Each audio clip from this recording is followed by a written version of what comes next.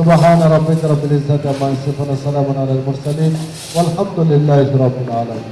আজ এফডিসিতে হয়ে গেল সদ্য প্রয়াত চলচ্চিত্র ব্যবস্থাপক মোহাম্মদ শাহীন মিয়ার আত্মার মাগফিরাত কামনায় দোয়া ও মিলাদ মাহফিল। বাংলাদেশ চলচ্চিত্র ব্যবস্থাপক কল্যাণ সংস্থা ও বাংলাদেশ চলচ্চিত্র সহকারী ব্যবস্থাপক সমিতির যৌথ উদ্যোগে এই দোয়া ও মিলাদ মাহফিলের আয়োজন করা হয়। আল্লাহ ইউসুফ সাহেবের আপনি তৌফিক দান করেন আল্লাহ। গত 21 জানুয়ারি এফডিসিতে ব্যাডমিন্টন খেলতে খেলতে হঠাৎ অসুস্থ হয়ে পড়েন শাহীন।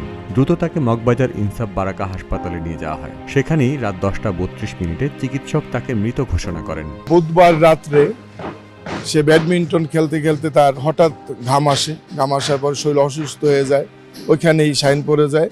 তার সহযোগী যারা ছিল সবাই ধরে তাকে হাসপাতালে নেওয়ার পরে ওইখানে মৃত্যুবরণ করে। তার পরিবার সূত্রে জানা যায় তিনি প্রায় ৪৫ বছর যাবৎ চলচ্চিত্রে ব্যবস্থাপক হিসেবে কাজ করেছেন। সেই বিএফডিসিতেই কেটেছে তার শেষ সময়।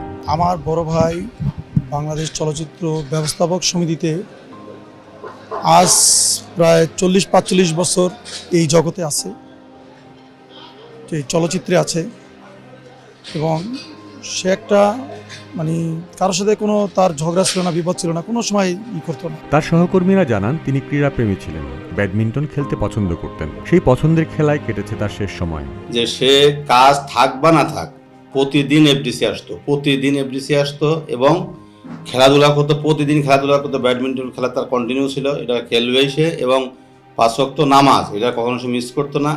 এই জায়গাগুলো একটা মানুষের আসলে বিশ্লেষণটা কীভাবে হয় সেটা হচ্ছে যে মানুষটা কীরকম।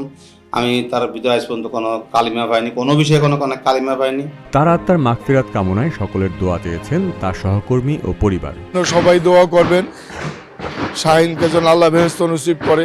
আল্লাহ তার ভালোর জন্য হয়তো নিয়ে গেছেন সময় মতন। আমরা দোয়া করি সংগঠনের পক্ষ থেকে। আজ তার দোয়ার মাহফিল হচ্ছে। আমার ভাইয়ের জন্য আপনারা দোয়া করবেন, আর ভাইয়ের প্রতি কোনো দাবি টাবি রাখবেন না। বিএফডিসির মসজিদে বাদ জোহর, মিলাদ ও দোয়া পড়া হয়। এতে অংশগ্রহণ করেন তার সহকর্মী ও চলচ্চিত্রের বিভিন্ন সেক্টরের কলাকুশলীরা।